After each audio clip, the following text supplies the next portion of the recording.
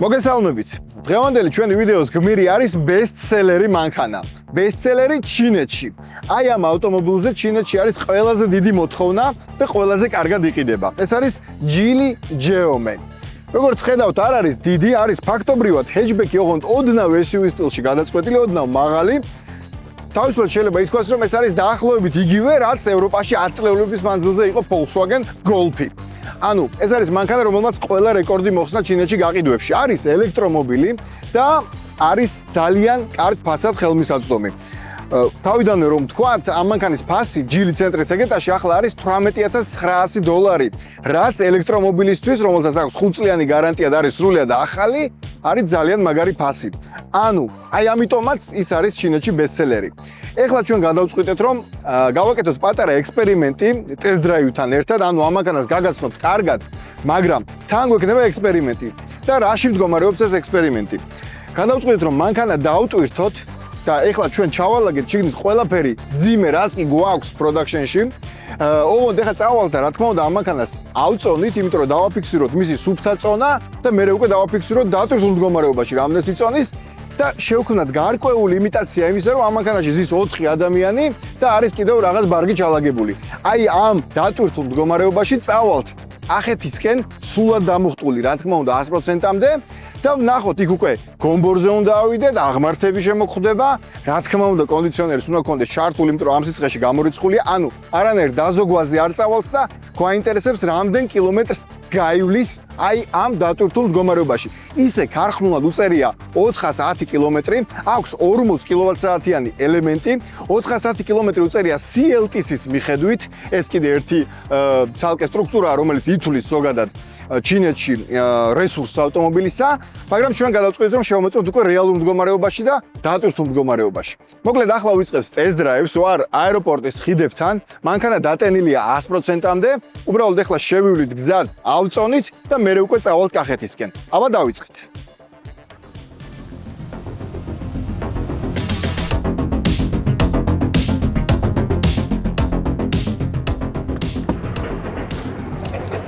აჰა, მოვედით სასწორთან.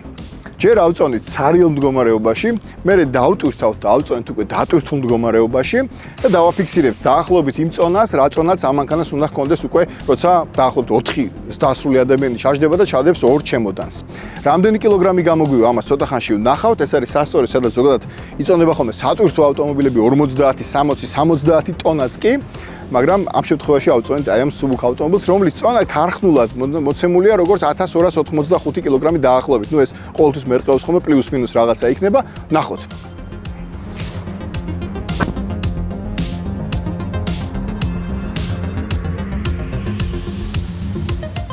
აბა რამდენი დაწერა სუფთა წონა? 1300 კილოგრამი, ხო? ანუ და 1285-ია ოფიციალური დაპირება და ნუ 1300 გამოგვივიდა ამ შემთხვევაში. კარგი, ახლა დავტვირთოთ უკვე. მე თვითონ ვარ დაახლოებით 95 კილოგრამი პლუს ტვირთი და ავწონოთ უკვე ჩემთან ერთად და ტვირთთან ერთად. ეს იქნება ჩვენი პროდაქშენის მთელი ტექნიკა, მთელი ყველაფერი არა, მაგრამ ყველაზე მძიმე რაც გვაქვს, აქ გვაქვს მოტანილი და ახლა ჩავტვირთავთ და ავწონით თავიდან.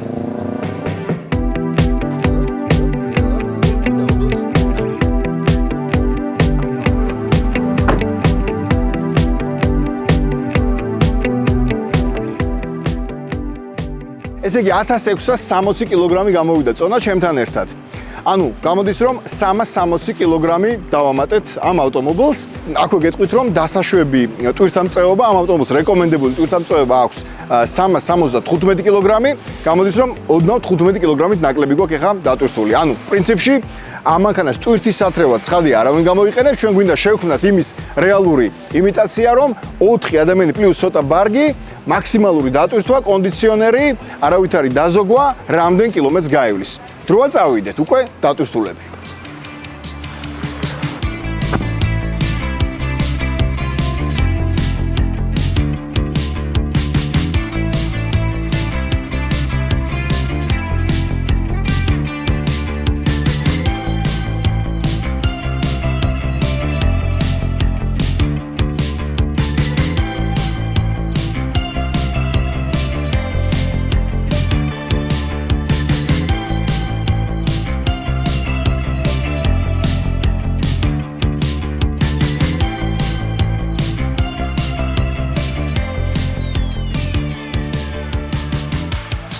პირველი შუალედური შეჯამების დრო მოვიდა ჩემი აზრით, იმიტომ რომ უჯარმას გამოვწდით და მივდივართ გომბორისკენ, გამოვიარეთ ეს მონაკვეთი, როცა იყო ავტობანის ნაწილი, მანამდე ლილო ქალაქი და ეს ქაროსნული მონაკვეთიც და მე უკვე გადმოვხვდით გომბორისკენ.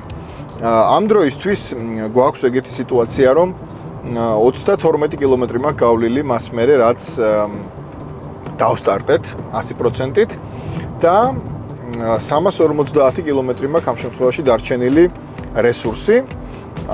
რა შეიძლება რომ ითქვას, ოდნავ მეტი დახარჯა, ვიდრე უნდა დაეხარჯა დაპირების მიხედვით, მაგრამ ეს არის უკვე ის, როცა ქალაქიდან გამოვედით და ვიარეთ სწრაფად. ანუ ეს მანქანა არის პირველ რიგში ქალაქისთვის, ეს უნდა ვთქვათ აუცილებლად. ქალაქში 410 რო უწერია ქართული დაპირება, მინიმუმ 380 ქალაქში უპრობლემოდ გაივლის, ეკონომიური სვლით გაივლის 400-ს დარწმუნებული ვარ, მაგრამ როგორც კი ქალაქგარეთ გადიხარ, მაშინვე რა თქმა უნდა რესურსი მცირდება.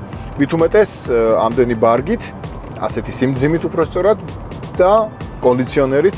სანამ გომბორზე ავალთ, ორი სიტყვით მინდა გითხრათ, როგორ დადის ეს მანქანა, იმიტომ რომ პირველი შთაბეჭდილებები უკვე მივიღე. აქვს 115 ცხენის ძალა, 85 კილოვატიანი ელექტრომოტორი უკანა ღერძზე. შესაბამისად წინა აქვს ფრანკი დამატებითი სათავსო, საბარგული მინი. არის უკანა ამძრავი და არის ძალიან სასიამოვნო სატარებელი. მიუხედავად იმისა, რომ ახლა ამდენი წონა ახლა ჩვენ დავამატეთ და ფაქტიურად ახლოს ვართ იმ დასაშვებ რეკომენდებულ წონასთან, რა ტვირთამწეობაც ამ მანქანას აქვს. მაინც ძალიან ისეთი სასიამოვნო და რაღაცნაირი სატარებელი არის. 115 ცხენის ზალა ბევრი არ არის, მაგრამ ამ წონის მანქანისთვის საკმარისზე მეტი თან ელექტრომობილია და აჩქარებაშიც ეს აისახება, რა თქმა უნდა 7.4 წამში ჩქარდება 100 კმ/სთ-მდე. არც ეს არის რაღაც სუპერ გრანდიოზული შედეგი, მაგრამ ისევ და ისევ გამომდინარე იქიდან რა წონა აქვს მანქანას, რა რესურსი, რამდენის გავლა შეუძლია ერთი დამოხტვით. 40 კილოვატ-საათიანი ელემენტი. მოხვევა არის ძალიან რბილი, ჯილის საერთოდ ესეთი მოხვევა აქვს, ზოგადად დაკიდების სისტემაც არის რბილი, უფრო მეტად სირბილეზე ორიენტირებული.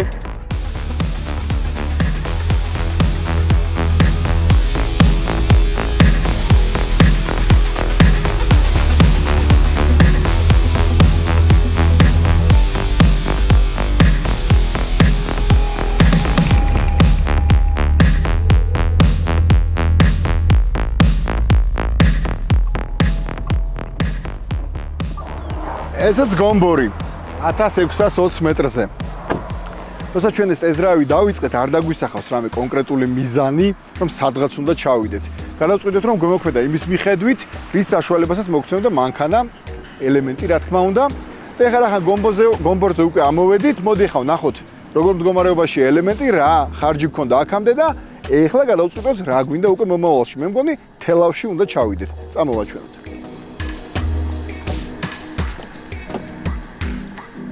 რა ხდება ესე იგი? 61.7 კილომეტრი გავიარე აქამდე სტარტიდან. ამას ყურადღებას ნუ მიაქციოთ, რადგან ბევრჯერ გავჩერდით და ეს არის დრო, რაც სტარტიდან ვიარეთ, მაგრამ გავჩერდით ბევრჯერ ყავაზე, ასე შემდეგ გადაღებებზე. ამას ნუ მიაქციოთ ყურადღებას. 61 კილომეტრი და ხარჯი ავიდა 20 კილოვატ-საათამდე 100 კილომეტრზე. ეს იმიტომ რომ უკვე აღმართებზე ვიარეთ, მანამდე ავტობანზე და ძალიან დიდია ხარჯი ამ დროისთვის, მაგრამ 276 კილომეტრს გვიწერს რომ გაივლის კიდევ. მოდი შევხედოთ რა ხდება ენერგიაში. 276 კილომეტრი 65%-ზე ვართ. ყველა ლოგიკით ახლა მე მგონია რომ უნდა წავიდეთ თელავში და თელავში გქონდეს ის მომენტი რომ იქიდან უკან დავბრუნდეთ მე თბილისამდე ისე რომ არ მოგვიხდეს ამ მანქანის დამუხტვა. თავარი აღმართი ამოვლილია. ეხლა უკვე გვიწყება დაღმართები, იწყება რეკუპერაციის შედეგის ნახვა, ანუ როცა დამოხრუჭებით იმუხტება ელემენტი და ეხლა უკვე ძალიან გამარტივდება საქმე და ძალიან მალე ეს მაჩვენებელი 20 კილოვატ-საათი 100 კილომეტრზე საშუალო ხარჯი დაიწევს დაბლა. ავაგზავნოთ.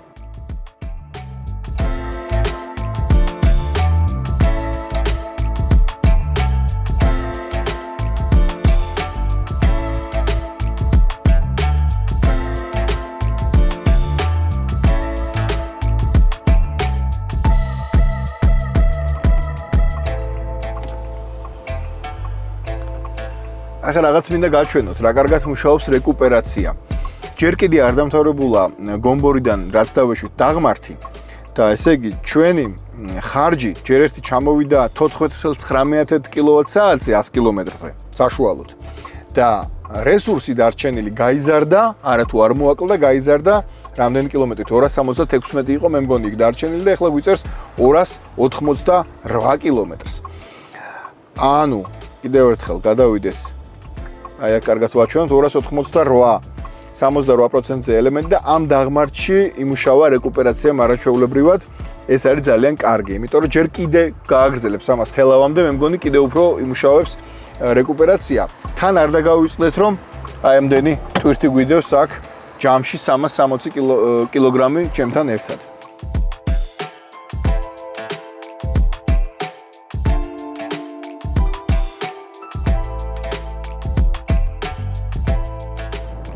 ორი სიტყვით მაშინ ვისაუბროთ ახლა ბარემ სალონზეც, მანქანის სალონზე გასაგებია რომ ფასის ამ კატეგორიაში $18900 ღირს. ჯილი ცენტრით ეგეთაში ეს მანქანა აქვს 5 წლიანი გარანტია.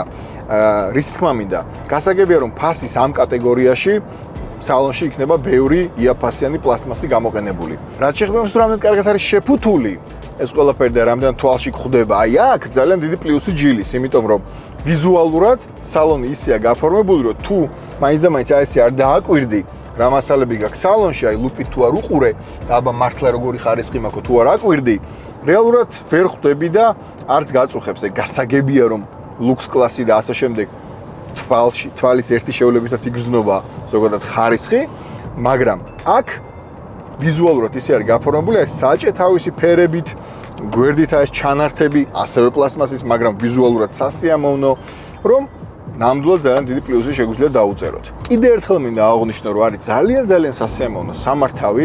სასიამოვნო სამართავია პირველ რიგში, იმიტომ რომ არის უკანაამძრავი. აი ეს ყოველთვის როცა მანქანა არის უკანაამძრავი, ჩემთვის და ძალიან ბევრი თქვენგანისთვის, რა თქმა უნდა, უფრო მეტ სიამოვნებას იღებ მისი მართვისას და აი ამ მანქანის ცირბილი ქალაქში და ქალაქ გარეთაც ნახეთ როგორ ხმებს გამოსცემს არც შემოვიდა თუ არა. ეს არის როდესაც სიჩქარე ძალიან დაბალია, გარეთ გამოსცემს ხმებს და სხვა შორის შეცვლა შეგიძლია სხვადასხვა ხმები შეგიძლია გამოაცემინო. ეს იმისთვის რომ ქვეითმა ყოველთვის ხმა არ აქვს, ელექტრომობილია როგორც იცით და ქვეითმა ხომ უნდა იგრძნოს რომ მანქანა უახლოვდება, ამიტომ დაბალ სიჩქარეზე როცა ახლა გავტესტავ 30-ზე ნაკლებზე ალბათ, ხო? კი. როგორც კი 30 კმ/სთ ჩამოსდება სიჩქარე, ამით აგრძნობინებ შენ ქვეითს, რომ მანქანა უახლოვდება.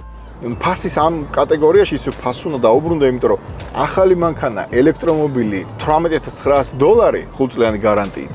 არის ძალიან კარგი ფასი და პირველ რიგში ფასის გამოა ის, რის გამოც ბესტსელერია ეს ავტომობილი ჩინეთში და ჯილი ჯეომე თავის ფასთან შესაბამისობაში არის ტოპ ვარიანტი.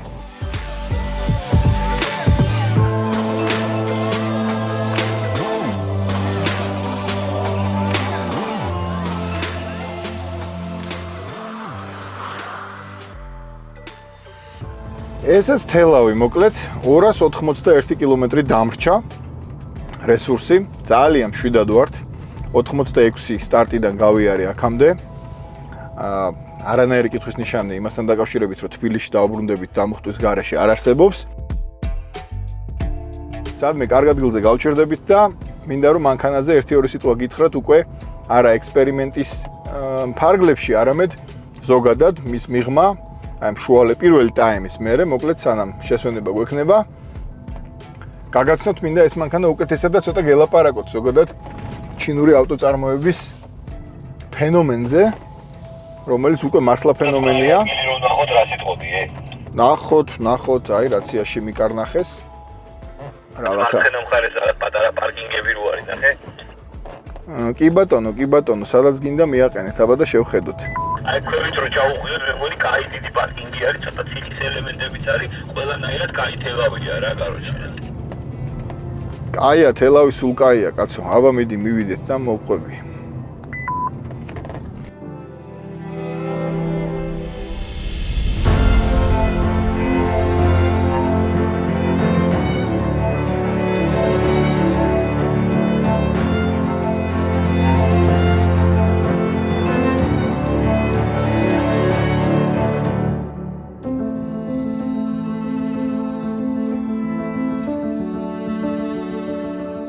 კარგით, მოდი ახლა ცოტა მშვიდად და წყნარად შევათვალიეროთ ეს მანქანა და მიმოვიხილოთ მაშასე ჯილი GEOME. როგორც გითხარით, ეს არის დაახლოებით Golf კლასის ავტომობილი, მისი სიგრძე არის 4 მეტრი და არა უმეტეს, სიმაღლე არის 1.5 მეტრი. ზოგადად ამ კლასის მანქანები მე ძალიან მიყვარს და ეს ხშირად მithქვამს კომპაქტური ავტომობილები, კომპაქტები, პირდაპირ ესე ვილაპარაკო.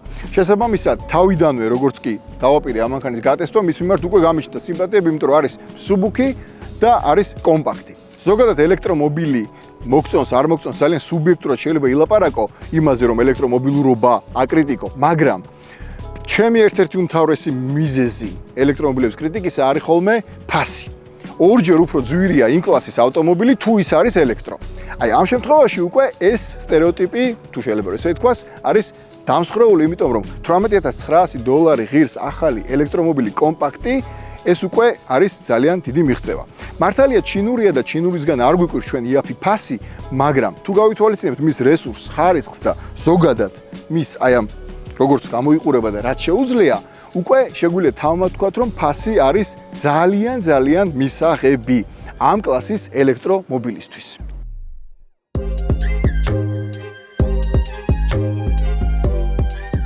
რა შეიძლება რომ ითქვას ჯილი GEOME-ს დიზაინზე? დაახლოებით Smart-ის ასოციაციები გამოიწვია, როცა პირველად დავაკვირდი და ეს არ არის შემთხვევითი, იმიტომ რომ Smart-ი ეკუთვნის თავიდან ბოლომდე ჯილის კონცერნს, როგორც იცით. Smart-ი დარჩა ბრენდად, ისე როგორც იყო, მაგრამ ის შეისყიდა ჯილის კონცერნმა და ახლაც მე არ გამოვრიცხავ, რომ ეს ტექნიკა, რაც ამ მანქანაშია ჩადებული, ძალიან მალე უკვე Smart-ში ვიხილოთ შესაბამის მოდელში. როგორც გითხარით, ეს მანქანა არის უკან ამძრავიანი, ელექტრომოტორი აქვს უკან და შესაბამისად წინ გაჩნდა პატარა საბარგულის საშუალება. ეხლა მე გავაღებ და მოდი ბარემ ახლოს ვაჩვენოთ როგორი საბარგული აქვს წინ.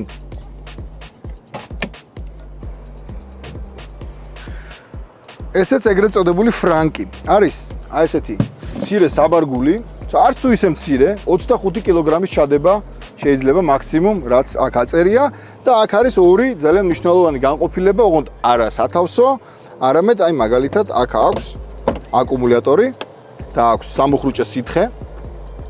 ანუ ელექტრომობილს ბევრი რაღაცა არ აქვს, ხოლმე ისეთი, რაც ჩვეულებრივ შიგაწვიზრავიან მანქანას, მაგრამ აქ მაინც რაღაცები არის და რა თქმა უნდა აქ არის რა არის. ეს არის საქარემინის შამპუნის ჩასასხმელი აუზი. საკმაოდ ტევადი ფრანკი გვაქვს აი ესეთი წინ.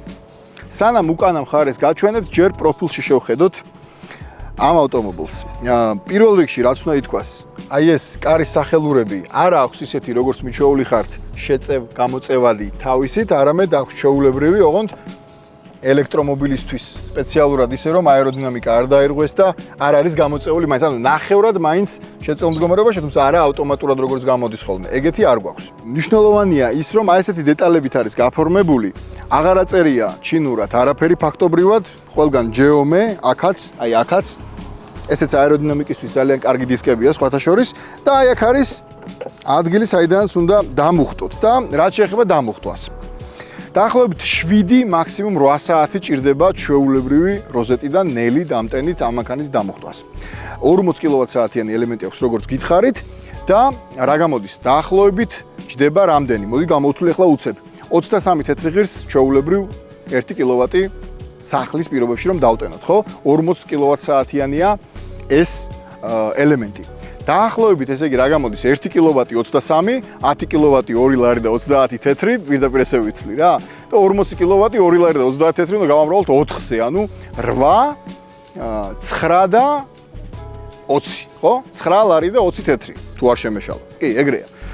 ნუ 10 ლარი ვთქვათ. 10 ლარად მუხტავთ სახლში. რაც შეეხება სწრაფ დამტენს, 20-დან 80%-მდე დაახლოებით 20 მაქსიმუმ 25 წუთი უნდა რომ დაიტენოს და ეს არის ძალიან მაგარი ციფრი, ასევე გააჩნია რა სიმძლავრით იმუხტება და 20-25 წუთია იმისთვის საჭირო რომ 20%-დან აიყვანოთ 80%-მდე. ძალიან სწრაფი დამუხტვის რეჟიმი არის ასეთი. შესაბამისად, თუ ესეთი სწრაფი დამტენები იქნება მეტი და მეტი საქართველოში, კიდევ უფრო კომფორტული გახდება ასეთი ელექტრომობილით მგზავრობა. მაგრამ ქალაქში აბსოლუტურად იდეალური იქნება თუ თქვენ სახლის პირობებში დამუხტავთ ხოლმე ჩვეულებრივი როზეტიდან. ეს იქნება ჯერ ერთი იაფი და მეორეც ერთი უფრო გაუხანგრძლივებს სიცოცხლეს მის ელემენტს, იმიტომ რომ რეკომენდებულია რომ ზოგადად ელემენტი იმუხტებოდეს არა მუდმივად სწრაფ რეჟიმში, არამედ ჩვეულებრივი აი იმ 23 თეთრიანი დამუხტვის საშუალებით. ეს იქნება იაფი და უფრო კარგად გაძლებს ელემენტიც. თუმცა, აქვე უნდა ვთქვათ, რომ 5 წლიანი გარანტია აქვს და კითხვის ნიშნები ნაკლებია.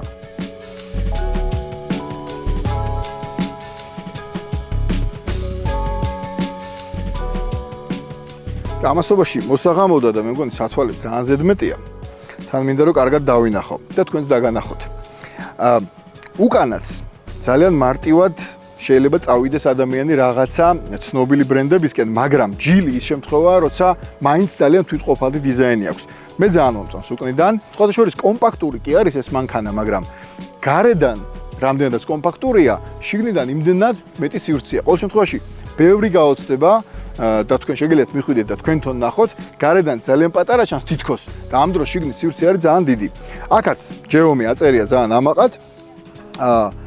არ არის სხვათა შორის, აი ნახეთ, შეგვიძლია დავაკვირდეთ. აი ამ ღრეჩოებშიც არ არის უსწორმასწორობები, ანუ არ არის დარღვეული, რაც ბევრ ჩინურ მანქანას სხვათა შორის აქვს ხოლმე. ხო, გაგახსენებთ, რომ გაჭედილი გვაქვს მანქანა. თავის კლასთან შედარებით საკმაოდ კარგი საბარგული აქვს, საკმაოდ ტევადი და ზოგადად სალონიც ძალიან ტევადი არის. კარგი, მე მგონი დროა რომ წავიდეთ ისევ თბილისისკენ და გავაგრძელოთ ჩვენი ექსპერიმენტი რამდენ კილომეტრს გაელვის ჯამში აი ასეთ დატვირთულ მდგომარეობაში.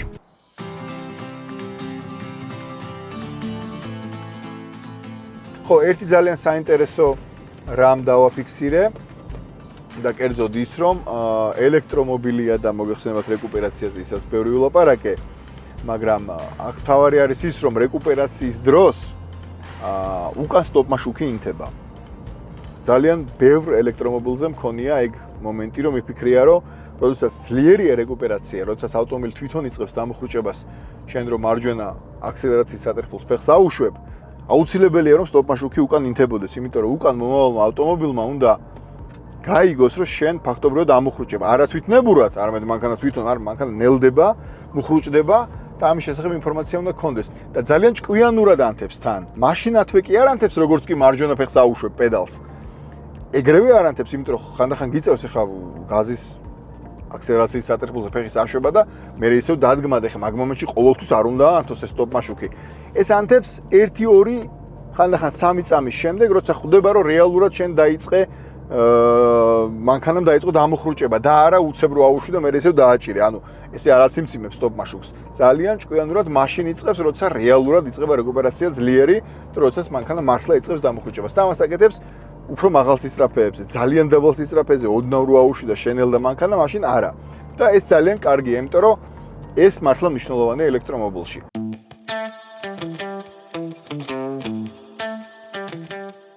ესეც ასე, ჩამოვედით თბილისში და გვაქვს გადასარევი მდგომარეობა. ხოჩახ, ჯილი, ჯეომე, აღარ მიკვირს რომ ეს მანქანა არის ბესტსელერი ჩინეთში და გონია რომ თავისი ფასიდან გამომდინარე, თავისი ამ შესაძლებლობიდან გამომდინარე, მართლაც იმსახურებს მინიმუმ ყურადღებას. მინიმუმ ყურადღებას, დანარჩენი უკვე გემოვნებაზეა, ფინანსებზეა და ასე შემდეგ. შეგახსენებთ, რომ ჯილი ცენტრით ეგეთაში ეს მანქანა ღირს $18,900. მაშასე, დავასრულეთ ტესტ-დრაივი, თბილისში ვართ და ახლა მინდა ციფრებში გაჩვენოთ ის, რაც აქამდე ვილაპარაკე, განსაკუთრებით ბოლო მონაკვეთში. დავიწყოთ აი ამით. სტარტიდან, მას შემდეგ რაც 100%-ამდე დამუხტული ელემენტით დავიწყეთ ტესტ-დრაივი, გავლილი გვაქვს 191.7 კილომეტრი. საშუალო ხარჯი ელექტროენერგიის გამოგვივიდა 11.5 კილოვატ-საათი 100 კილომეტრზე საშუალოდ და დარჩენილი არის 157 კილომეტრის რესურსი. ეს რომ შევაჯამოთ, აი ამ ტვირთით და აი ასეთი სვლით, თავისი გომბორით და ასე შემდეგ კონდიციონერით, ჯამში გამოგვდის 348 კილომეტრი, რაც არის ძალიან კარგი შედეგი. ახლა ვნახოთ, რა წაიღო. ელექტროენერგია, რა თქმა უნდა. 90% წაიღო დრაივმა, ანუ მართვამ, 5% წაიღო კონდიციონერმა და 5% წაიღო კიდევ დანარჩენმა რაღაცებმა, მათ შორის ბოლოს უკვე ალბათ რა თქმა უნდა ფარფლიც. ახლა გადავინაცვლოთ ბატარეის განყოფილებაში და ვნახოთ 36% დარჩენილი და 157 კილომეტრი რაც გითხარით. ეს იმ რეჟიმში, როცა გამორთული გქონდა ნებისმიერი super battery life და რაღაც ეგეთები. ანუ არანაირი ზედმეტი და განსაკუთრებული დაზოგვა. გარდა რა თქმა უნდა რეკუპერაციისა. ერთ რამეს გირჩევთ, ხა რეკუპერაცია შეგიძლიათ უფრო დაბალ დონეზე დააყენოთ და საერთოდ გამორთოთ, მაგ შემთხვევაში ცხადია ამდენს ვერ გაივლის, იმიტომ რომ რეკუპერაცია მუშაობს არაჩვეულებრივად. და მე თავად გირჩევთ, რომ ამას შეეჩვიოთ, არაფერი განსაკუთრებული შეჩვევა არ ჭირდება და უნდა იმოძრაოთ რეკუპერაციით, იმიტომ რომ ეს არის ძალიან მაგარი შედეგის დამდები, როცა ამ ხელატურით მიდიხარ განსაკუთრებით და დამოხრჭების დროს ავტომატურად იწყებს მანქანა დამოხტვას. ასე რომ რეკუპერაცია ყოველთვის უნდა გქონდეთ, როცა ელექტრომობილს მართავთ განსაკუთრებით მაღალ დონეზე. თუ ეს რა თქმა უნდა განსაკუთრებულ რაიმე დისკომფორტს არ იწვევს, მაგრამ არ უნდა იწვევდეს. აი ესეთ შედეგი გვაქვს. ჯამში 348 კილომეტრი დაიდო, როცა 400 საათს წერდა თავიდან ქარხნული დაპირებით, ოღონდ ესთან ჩინური დაპირებით და არა WL ტიპის. WL ტიპი ყოველთვის უფრო ნაკლებია ხოლმე. ვფიქრობ, რომ ძალიან მაგარი შედეგია, ქალაქში უფრო მეცაც გაივლის, ასეთი ტვირთით და ტვირთის გარეშე ხომ საერთოდ. ანუ 400 კილომეტრს აბსოლუტურად უპრობლემოდ გაივლის ეს მანქანა. აი ესეთი შედეგი მოგცა ჯილი ჯეომ.